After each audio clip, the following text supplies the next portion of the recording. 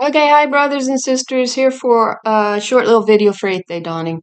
This is a topic we took a look at quite a while ago, and it's the donkey. I'm going to share with you a little dream I had. Oh gosh, I don't even know how long it's been. Certainly over 2 years. I don't feel like I've had a dream in like 2 years, but it might not have been that long, but that's what it feels like. So I know it's been over 2 years since I had this dream. And in this dream, I was a young adolescent. I'll put it that way because I don't really know how old I was, but I was on one of these little speed bikes that they have, and I've never ridden one of them in my life. And I had a helmet, and I went to this. It looked like a private school to me, and it was a large school. It had actually a riding arena as part of it. And it was set kind of into the side of a hill, so the entrance was at the top of the hill, and I would ride my bike down the side and then the side of this large arena-like school. And anyway, I was in line at the top of this hill on my bike. It was funny to see myself in that, especially at the age I'm at. As a young adult on one of these little speed bikes type thing. Kind of cocky and all that stuff. And like I said, I didn't even ride one of them in the day when I could. I rode bikes, but just never that type of a bike. So anyway, I was late for school, and I was going to be late for class, and there was a real holdup at the line to get into the school. So I got it in my head I was going to ride around the back of the school. So I dusted on down the hill around the side of this large warehouse, almost arena-like school, to the back. And I began to walk down the pathway inside the stall area where you would lead the horses out, is what I had initially thought. But I got caught walking down, this lead out where you would lead the horses down the pathway, or so. Again, I thought it was horses. Anyway, it jumps to the scene with me in the arena. I'm off to the side, and there's two of the heads of the school. They're both males. And I'm still sitting there on my bike off to the side, and there's a lot of young people around in this arena. And the ironic thing about this arena is it did not have a nice level dirt floor in it that you would see in most horse arenas. It was all rocky. And that never occurred to me until this morning, that arena was all of rocks. It was none of a nice flat area where you would lead a horse out to. Now, I was sitting there on my bike, and I was getting expelled for walking down this horseway, this horse gate, where you would lead the horses out, which obviously could not have been horses. If the arena area was all rocky. So I began to think, what's good on a rocky terrain? Because as I was off to the side being expelled, the heads of the school, and there's two of them, two males, I believe, they kept throwing reins at me. Take your reins. They kept throwing them at me. And I'd kind of catch them like, why are you throwing them at me type thing. And the rest of the students, it wasn't full of students. There were some just kind of lingering off to the sides there. They wouldn't look up and watch me. You could see they felt humiliated for me. And they would keep their eyes cast to the ground, and they would kind of look up. And I got the sense that they felt bad for me, and they felt embarrassed for me. Because I didn't have the sense enough to be embarrassed. I don't, you can be embarrassed and get in some embarrassed situations, and other people might feel really embarrassed for you, but I don't tend to feel that embarrassment that maybe other people thinks you feel.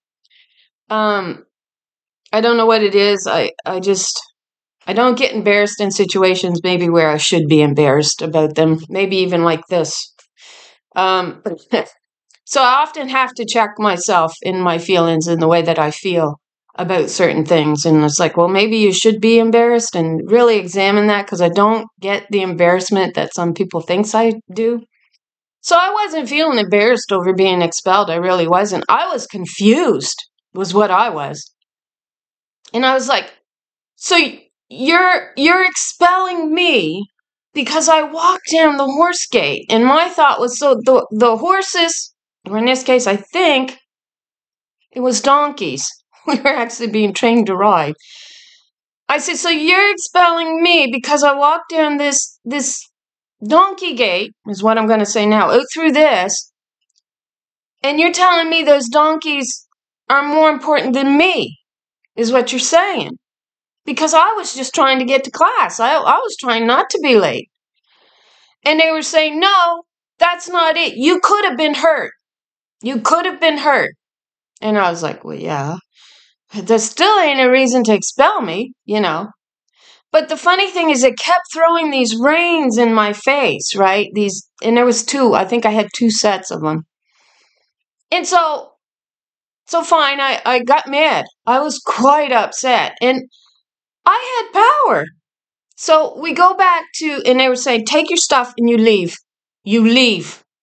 You're expelled. You leave this school now. And so it comes back to me at the top of that hill with me on my bike being quite upset and kind of cocky. And the sky above was really gray and angry. And I put my hand up and my backpack flew into my hand.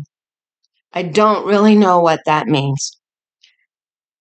So I take my reins, my backpack, I'm on my little bike, and I speed down the side of the school and I'm gone. That was my whole dream.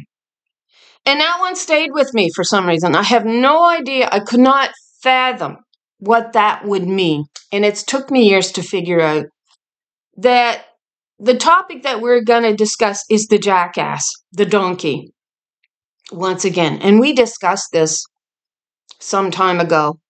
So let me get my tab up here. And we found the donkey here, right? And it says a beast of burden. It does not actually specify donkey here. But it absolutely leads us to the passage that we already looked at. And it is so feminine. So, Baal, that's another term for your husband who wants to play God. We know this. Boweth down. Nebu, stoopeth. Now, Nebu, I know I did a study on it, but it led me to Nebuchadnezzar. Remember, he was the head of Babylon. And it also, in that study, takes you back to a possible name of Nimrod. Who was what? He was building up Babylon once again. So, what does this say? Isaiah 46, verse 1. Baal boweth down. Nebu stoopeth. Their idols were upon the beasts. What beast? And upon the cattle. That's feminine. Again, what is it? Let me look it up. Actually, do I have it pulled up? Did I? Is that it? Yeah. It's feminine. Beast. Cattle. You know what the word is? Behemoth. Behemoth. Which takes you to behemoth. The behemoth. Which is when these women actually determined to band together as a powerhouse. No one can touch her. The behemoth turns into the behemoth. But they want to put that behemoth masculine. No, the behemoth is feminine. Cattle. We know heifer is identified with a nation. Egypt is even called a heifer. But we know in this case it's the nation of Israel. And she's the rose of Sharon. And we get the allegory of the thorns and thistle that came to surround her. Well, thorns around the rose is the type of idea that you get. The rose of Sharon. And that, of course, was in the territory of Gad. I was just kind of looking up on that a little bit. The Lord will lead you in some places where you don't expect to go. So, but anyway, I was looking at Gad's territory, and Sharon was in Gad's territory, from what I'm understanding. Anyway, that's not where we're going here. So here we get a beast, cattle, feminine, a dumb beast. Yeah, she's pretty dumb. But this absolutely leads us to the feminine, the behemoth, right? When she's pulling in the direction that she needs to pull in. When the girls finally get their act together and start pulling together instead of pulling against each other for him, While he's smart enough to band against you, you're still all apart, going, oh, yeah, well, you, and pointing at each other instead of pulling together in the right direction that you ought to be pulling together in. No, instead, you'll tear one another down when he's smart enough not to do that to himself. He's got you right where he wants you. So Isaiah 46, we're reading. Okay, let's took it away. Okay, there we go. So Isaiah 46, Bel bows down, Nebu stoops low. Their idols are borne by beasts of burden. Who's the beasts of burden? The images, your idols that are carried about are burdensome, a burden for the weary. Who's weary of carrying Baal on her back? Who's weary of that, you suppose? Well, I was watching a dude, and I won't tell you who it is. And he was talking about when Jacob wrestled, what we call the angel in our Bible. They say Jacob wrestled with the angel. Now he says, just a minute, the identity of who or what he wrestled was not given. He said it does not render angel in the original text. Now I like to get my hands on that original text because when you go in this Bible that we have, it does say angel. It says messenger, I think. I can do that. I didn't do it this morning. I should have done it. So let's do that, folks. Genesis 37, is that where he wrestles the angel? We'll check it out. We will go in and see what it says here. Yeah, Jacob's dream. So we do know this is where he supposedly wrestles the angel. Okay. We're down here. We'll go down.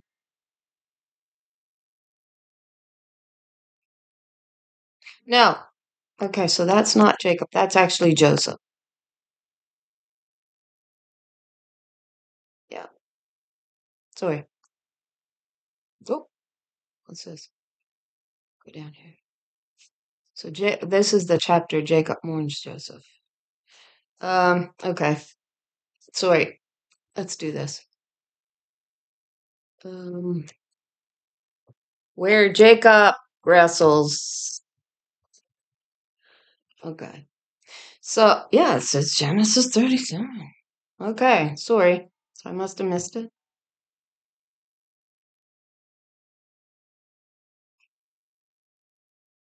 Well, did I not? I probably didn't punch that in right. Okay.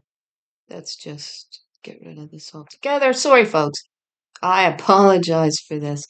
Let's just do this. Okay. We're getting to our point. Oh, come on.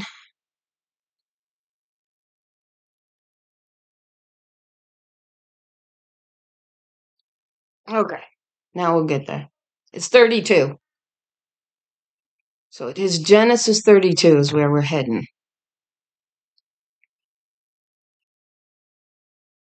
Oh, come on. Right there. So Jacob was left alone and a man wrestled with him. So they stick a man in there. He says, it does not say an angel. It does not give the identity, is what he says. Now, the birthright and Jacob actually stealing the presence of God, identified as the camp of Mahanaim. Now, he calls this camp of God here, actually when he sees it, and he wrestles with her, he does so call it Mahanaim. He does. And you only find that camp of God with the Shulamite. You do. And she says, the skin has turned black upon me because the false light has shone upon me. He stole her birthright. Jacob wrestles with not a man. You can't get it in your head how it is not a man that he wrestled with. It was a woman he was wrestling with, and he stole. Yeah.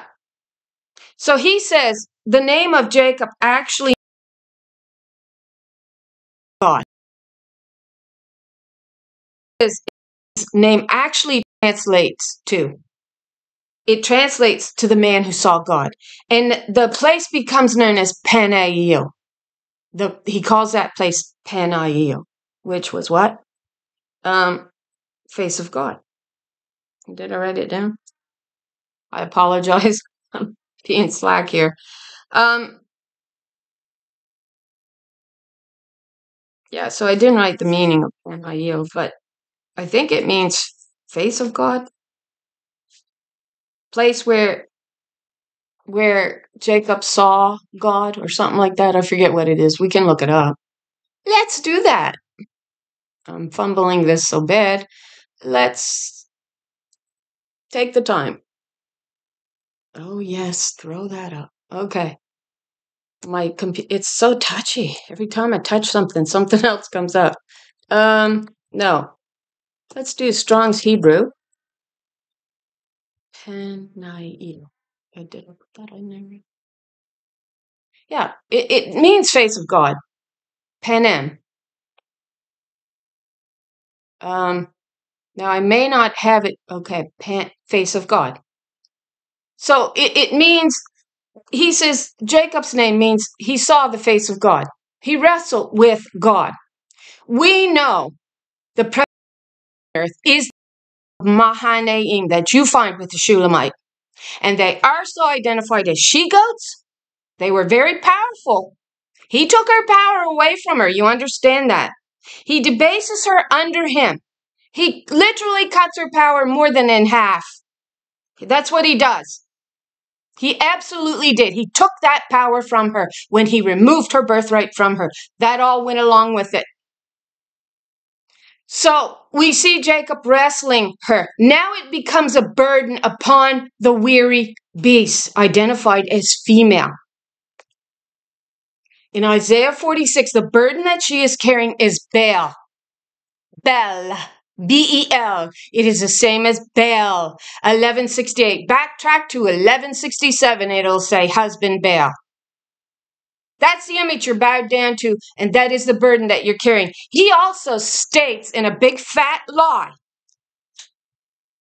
and don't tell me they don't know it ain't a lie, that the masculine divine principle is the foundation.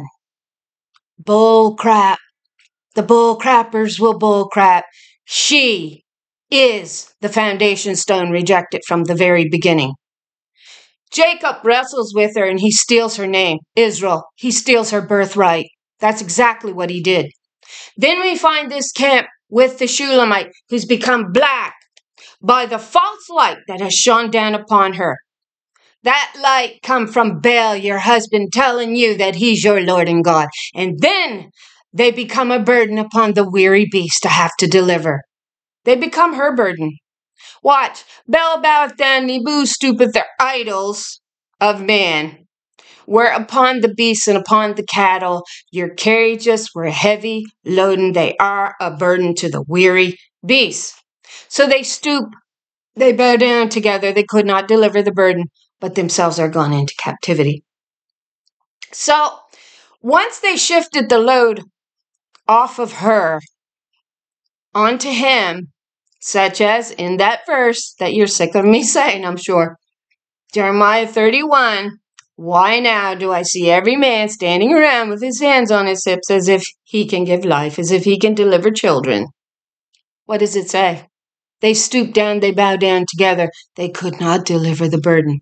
They couldn't deliver the burden, right? She don't realize it's on her. Hearken unto me, O house of Jacob, Israel. He stole her birthright. And all the remnant of the house of Israel, which are carried by me. By me, daughter Zion, daughter Israel, the branch of my mother, of my head. They are carried by me from the belly, which are carried from my womb. And even to your old age, it says, I am he. There you go back to Jeremiah 31. Why now do I see every man standing around like he's the one that gives life and delivers children out? He don't. She delivers them. Literally in the deliverance. She is the one delivering children. And what does she say that sits between the cherubim as the glory? She says, the children have come to the birth and there's not strength to deliver, because the men had took it upon themselves and says, well, it's us. It's upon us to deliver the children. Yet they have bowed down and themselves are gone into captivity. They fell into their own snare. They forgot they are not the life giver. They are not the creator. They are not the maker. They are not the potter. Though he takes that role over. Yeah, he takes that role away from her. You told her she had no power over the clay. You told her it's you who do it. You who deliver the children. You who makes the laws over what comes from her womb. You're the one that told that lie. And you placed this burden upon them. Hearken unto me, O house of Israel, and all the remnant of Israel, which are born by me from the belly, and which are carried from the womb. And even to your old age, I am she, not he. And even to hoar hairs will I carry you, and I have made and I will bear. Even I will carry and I will deliver you. You know who's sitting on her back? Baal. Who's sitting on her back? Numbers 22:21. Balaam got up in the morning and saddled his donkey and went with the Moabite officials. So we know what all went down here. Just to make the story short, we're going to go in and hit on the word donkey here. And he saddled his donkey. Strong's Hebrew 860.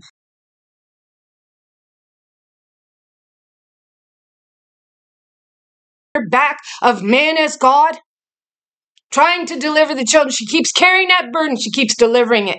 She keeps delivering them. She keeps delivering them. That's your hope. The deliverance of children comes through her. Not you. But that's your great hope. Her carrying the burden. Daily the Lord, that's in Psalm 68, carries the burden upon her. Daily 136, daughter Zion carries this burden upon her back. And they have become weary with it. They're growing weary with it. You want to look out that behemoth don't begin to bone and come together and grow flesh upon her and grow a brain. You'll be sorry in that day. So it's a female donkey that Balaam is riding. Who sits on the ass in the New Testament?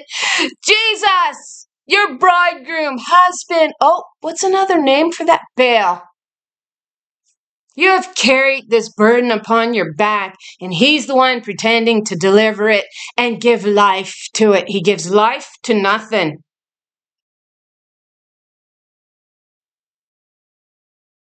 Women started holding together in this truth that came from their mother wisdom.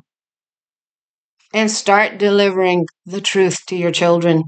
Only you can deliver them. He can't. Peace, peace, peace and security. And sudden destruction will come upon them as a woman in travail. You know who the them is? The men. Baal, playing Lord and God. And it says, oh, you won't look to me. You won't listen to my instructions. That's wisdom. She says that in Proverbs 1. She says, when I called, you can't be bothered. Listen to me. I'm female. You got to listen to all males. You know, they're gods. Well, we know the presence of God was this camp of Mahanaim. And he wrestled and stole her birthright. And she begins to raise them up under his religious laws and laws. And she basically hands her vineyard over to him. Which is why Mother says, I'll call her out. I'll allure her out of the desert where there is no water. And I'll begin to water her. And she will flourish like the lily. I'll water her. I'll show her my truth, wisdom says. Because she's the one that's really my child. These are my children. These are my daughters that's going to hearken to me. And I told them, be patient yet for a little while, because I will come for you. I will be here for you. I will. I'm the one that awoke you. And I know who's mine. I know the ones that'll listen to me, and I know the ones that won't. And that's spoken of in Romans 11. My elect. She calls us out. She put us to sleep, but she promised she would awaken us at the end because we are her. And then she says, hers. And then she says, be patient. Be patient. I know you because you know me. So according to that, it's to those of us who's willing to listen to our mother wisdom. She says in Proverbs 1, when I called, you couldn't be bothered to listen to me. I'm the wrong gender, apparently. Even though I'm the one that gives life and created you. I'm the wrong gender to be listening to. You better go listen to Baal. Even though he's a burden on you. And it spoke here. So, Rose, Balaam. We know Balaam's name leads to Baal. And that is the contamination that broke in upon the right hand of God. But God says, you are my power in the earth too. You're my power in the earth. I could not understand the relevance also to the Shulamite being compared to a mare in Pharaoh's army. If the women aren't the power and the burden and the foundation stone that was rejected, all of these allegories definitely attest to the fact that that is all wrong. And it says you turned everything upside down and you told the potter she had no power over the clay. And we're going to find that in wisdom as well, which is a bit confusing in the read because I did do another whole chapter last night, yay me, of notes. And so, but what I had to focus on, quite frankly, was the fact that the potter changes from the feminine to the masculine, and they just do it, just flip it right from one verse right to the next. And so when you're reading it, you won't realize necessarily that the potter actually changes. And we know that he turned everything upside down. And he told the potter, the creator, the maker, that she had no power of the clay. And that's why it leads us to these women. So again, it's a female donkey as happening to deliver this burden. And it says she calls her out. She calls her out. And she says, I will allure her out. Well, now where does that lead us to? Well, it leads us back to where is she who placed her spirit upon Moses. And they got he again there. And it's not an angel. It's the presence of God, known as God on earth, known as the daughters. So Jacob knew who he was wrestling with. He was wrestling with her. He was. They could stick a man in her position of power all they want. That's what Baal did. He took her right out of the context. Just like 50% of the population don't matter to God. It's all about man and his sons. That's it. Oh, you forgot about wisdom. She's still here. When I called, you couldn't be bothered to listen to. But I still have my elect that I call out. I call her out and I say, where is she? Let's look it up before we go. It is Isaiah 63, I believe.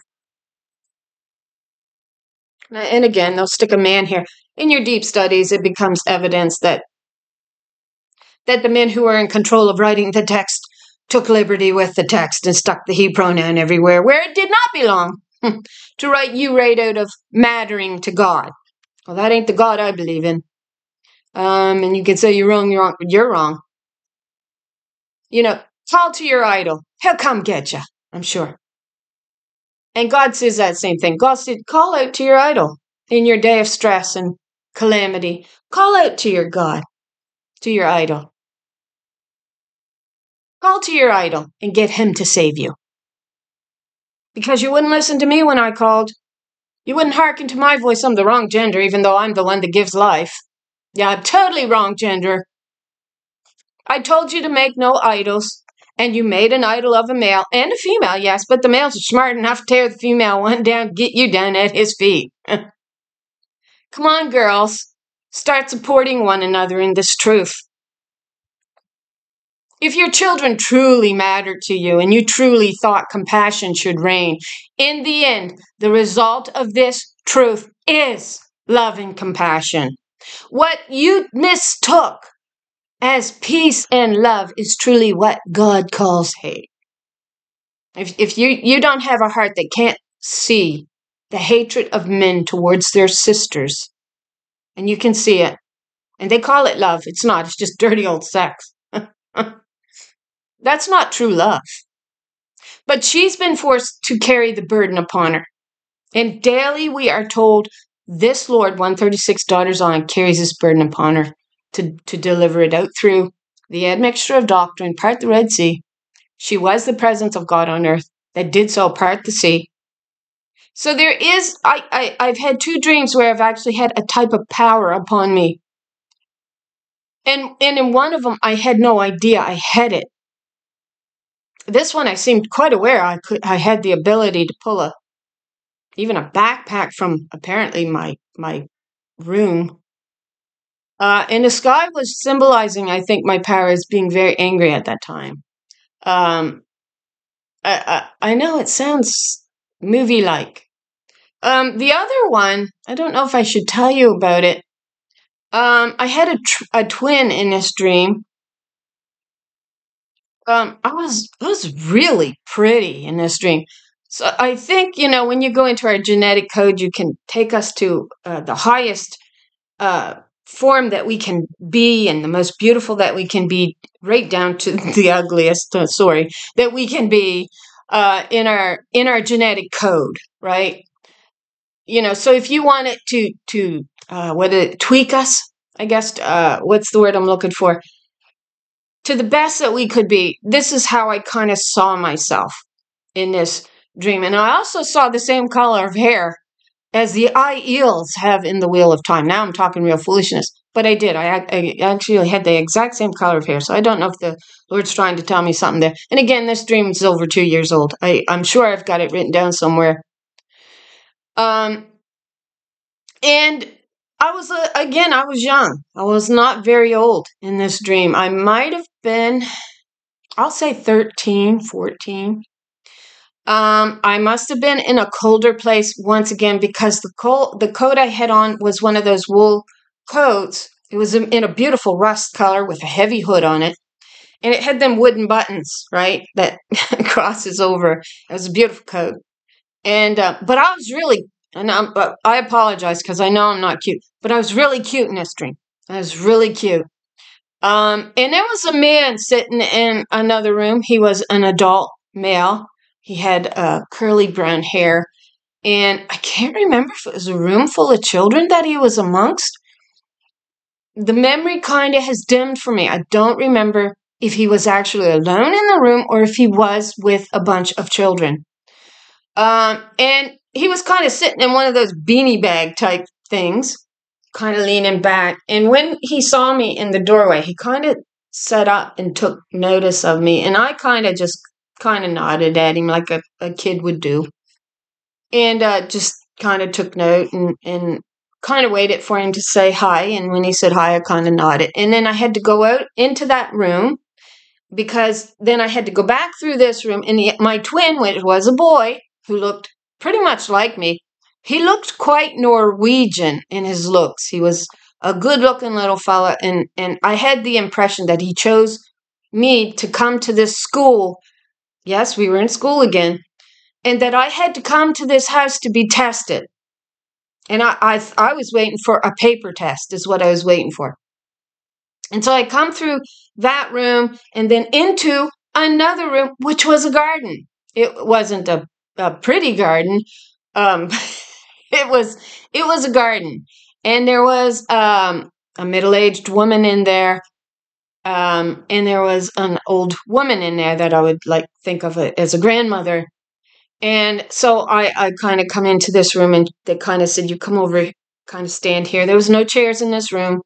There was flowers growing up again. And it was like in a room like this right here.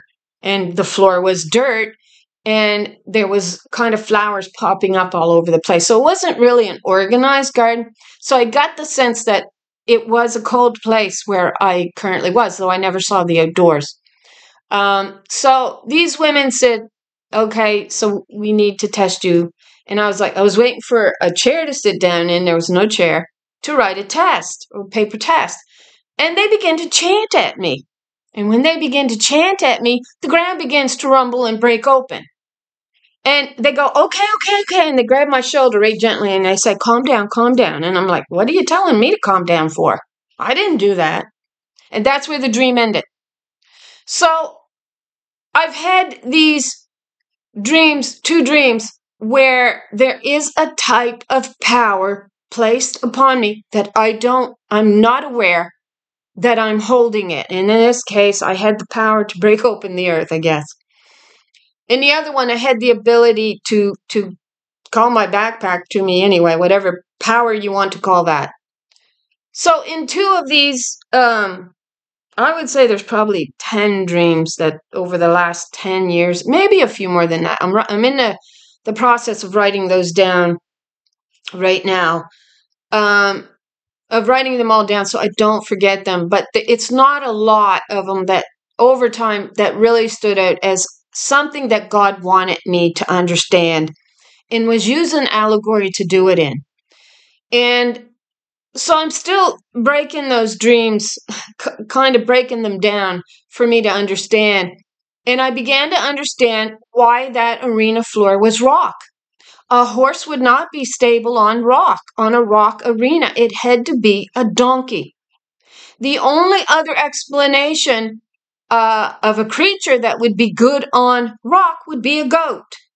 And we know that the Shulamite with the camp of Mahanaim, they're also identified as a flock of she-goats and as the lilies of the covenant, which are spoken of in David's psalm, which I don't think is David's. I think they're the spirits.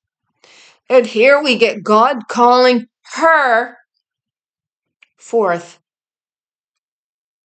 Where is she? So where is... I might be in the wrong chapter. Maybe 64. No. Right there. It's verse 11, Isaiah 63. So we know it's her she's calling forth. There's nobody else she can be calling forth. Then she remembered the days of old. There we go with the days of old. We also see I am she who will carry you in my womb to the days of old, right? It may not have said it just like that. Even to your old age, I am she, and even to your gray hairs, I'm full of gray hair, will I carry you. I have made, and I will bear, even I will carry you, and I will deliver you. Even to your old age. That's what she promises. I'll deliver you. A man don't deliver children. And we know it's her because we're talking about the womb. A man don't have a womb. She does. So then she, our mother wisdom, remembered the days of old. Moses, and then her people saying, where is she that brought them out of the sea? That was the presence of God. Identified as camp of Mahanaim, that Jacob first stole her birthright, becomes Israel, when it's really her title, not his. It never was. It's called the woman's seed for a reason. That's where mother's scepter lies. In this heifer, identification as Israel, though the other nations who come through the female are also called heifers, Egypt's called a heifer. So we know that the nations are referred to as heifers in allegory because it's the woman's seed. And Israel herself is called the heifer that is burned to ashes. Then we see them tossing the ashes on the head. You know why they toss it on the head? It's showing the symbology of her being the head. That's right. And so where was I going? So we see that Mahanaim, called the camp of God, known also as the presence of God, and then we see them with the Shulamite, the camp of Mahanaim. It's called the double camp there. It's the same word, Mahanaim. And they're she-goats, and they're the daughters of Zion, and they're the rose of Sharon. And so we see in symbology Israel surrounded by thorns and thistles. That's a symbology of Israel as the rose, not a man. No, sorry, it's not a man. She's also your foundation stone. That's her principle. And you denied her in the beginning. So where is she that brought them up out of the sea with the shepherd of her flock? Where is she that put her Holy Spirit within him? Well, they rejected her. But she got cast out right beside Moses, right? Because Moses made the mistake of striking the rock. He wasn't supposed to strike her. That's a symbology of striking the rock where the water come from, her. And he struck her. And so because of that, she gets segregated. She gets set apart. She gets set out. Earth is set out right now. Mother's waiting for her daughter to return. Oh, Shulamite, what might you see when the Shulamite returns, as it were the company of two armies? That's the earth in the Psalms of Degree as the daughters turn back to their mother, wisdom. But she says, when you won't listen to me, when I call to you, I'll say to you, go get him to save you. Go get your idols to save you. And I'll laugh in the day of your calamity because you couldn't be bothered to listen to me. Because I'm the wrong gender. But the behemoth is feminine, and behemoth comes from those daughters when they begin to pull together in the same direction. They're great power. The men do not want us pulling together. They want us apart.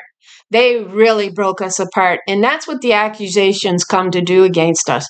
It really causes us not to trust ourselves, not to trust each other, but to turn to Him.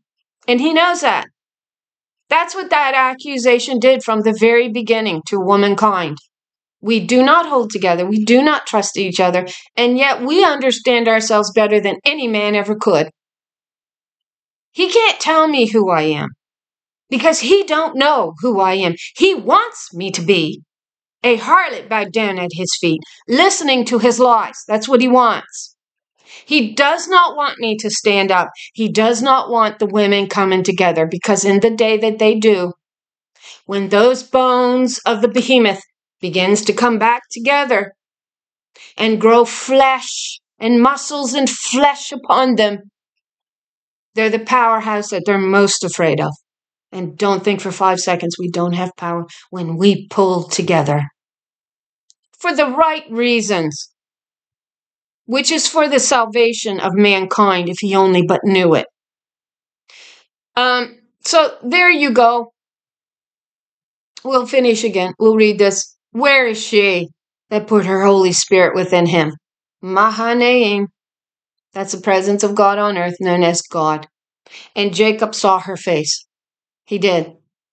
That led them by the right hand, her, the presence of God, with the hand of Moses, with his glorious arm, her glorious arm, dividing the water before them to make herself an everlasting name. What's her name?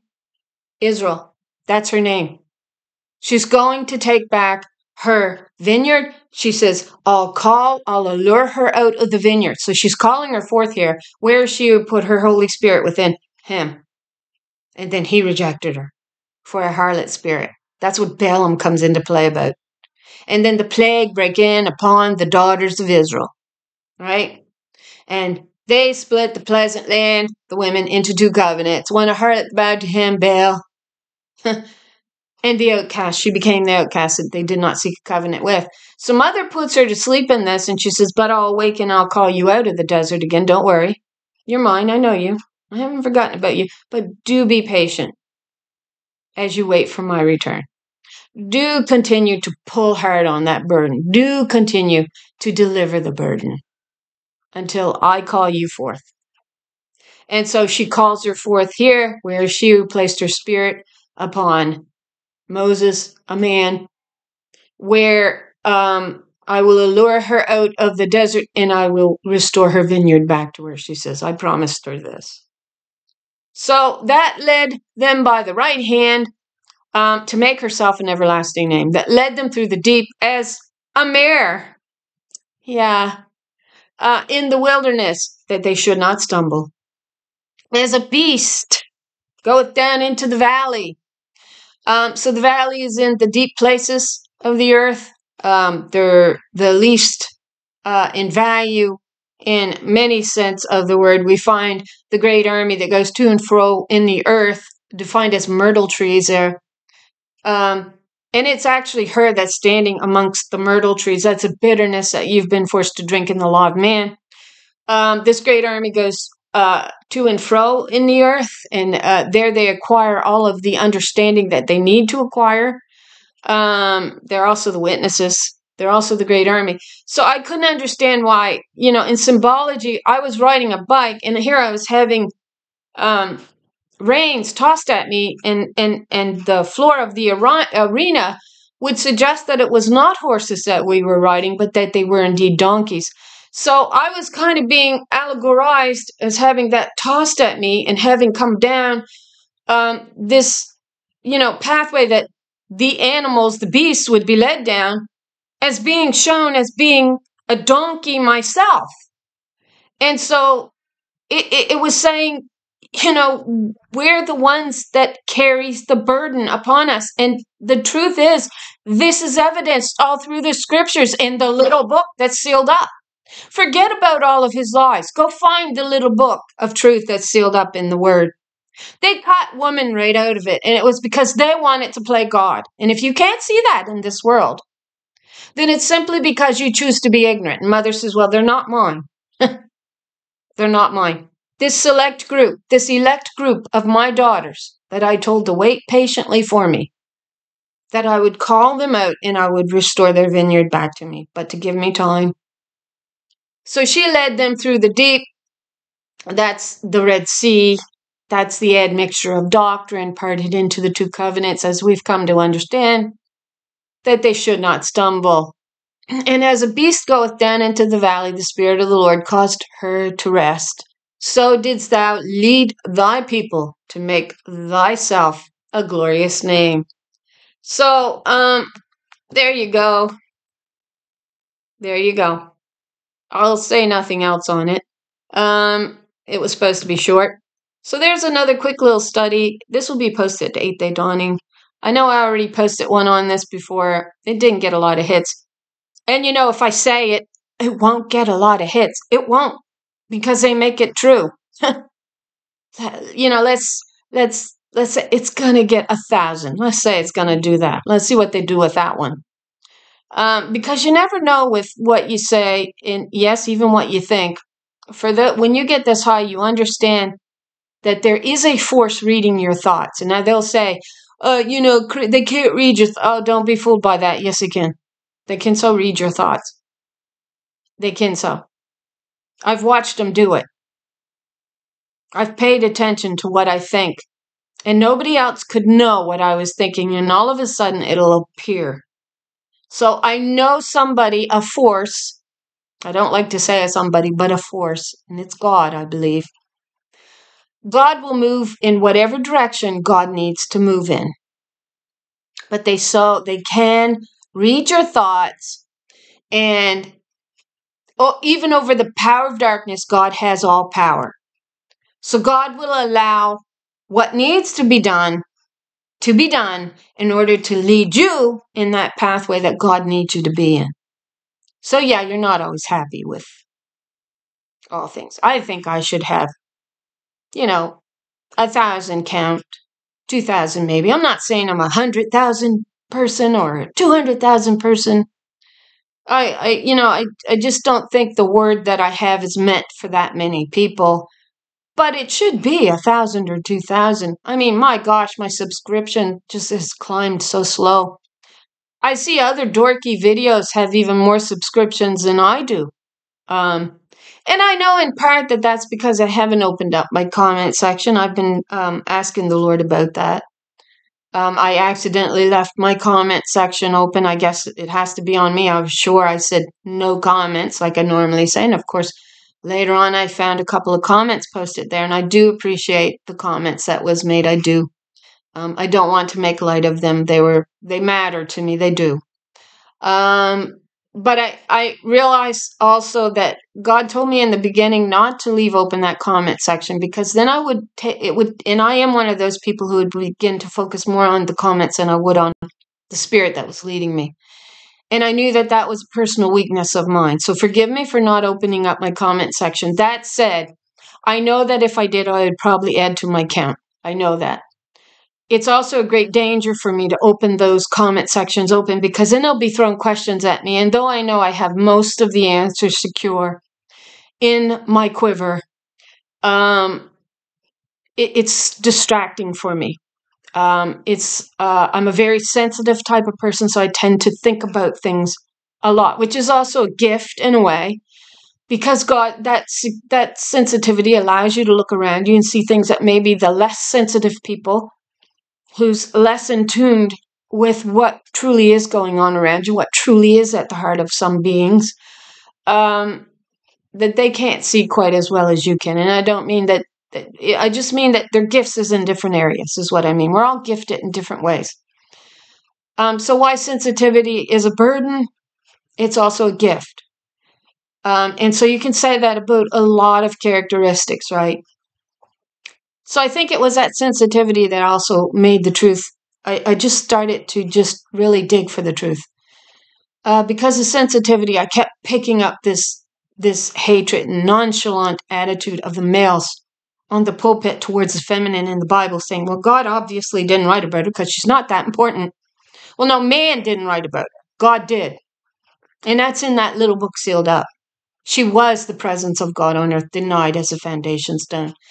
And we've discovered that because the Spirit chose to place her spirit upon a daughter like myself. And I realize what a great gift that is. And so God says, who will go for me? And if you pick your head up and you say, well, okay, send me, you really do got to go. You can't just pretend, okay, well, I'm here for the Lord, and then not go, which is what the Christians are claiming they've done. Well, we've gone for the Lord. No, you haven't. You're down at the feet of an idol. And you expect that idol to save you. And God says, well, I'm calling to you now. I'm calling you out now. And if you can't listen to me when I come and when I call, I'll laugh at you in the day of your calamity because you couldn't bother to reason. You couldn't be bothered to make sense. You call this love? This is hate. This is a hateful covenant. And it's been constructed by men and harlots willing to bow to it. So I'll say no more. So I'll post this at 8th Day Dawning. I've got one chapter left to take my notes down on in wisdom. And I've been debating on whether to go with the rendering of wisdom, chapter 12 to 16, on the computer that I found, which is a slightly different rendering than the one that I have. It's a lot more clarified, but then there's certain trigger passages in the copy that I have that'll lead you to other passages in the Bible that this one on here won't. So I'm kind of up in the air on which ones to use, where, and when, so I may have to try to figure that out. Anyway, I'm getting close to my study. It should be, like I said, a lot of fun to read through it. I need a set time to do that and to have the house to myself. So anyway, I stuck these here for you to enjoy. I made this one. I'll show it to you for those who, yeah. This is just a cheap plastic bottle that's some